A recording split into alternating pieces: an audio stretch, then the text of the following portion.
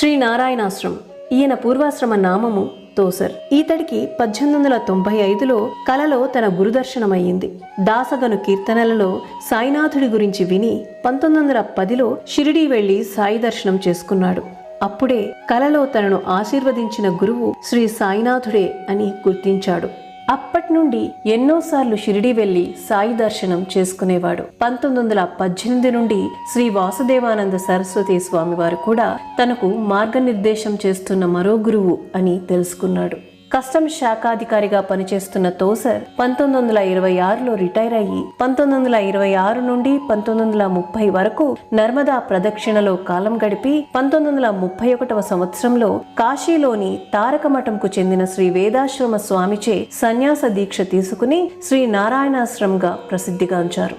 తన ఆధ్యాత్మిక ప్రగతిలో సాయినాథుని ప్రభావం ఎంత ఉత్కృష్టమైనదో వర్ణించడం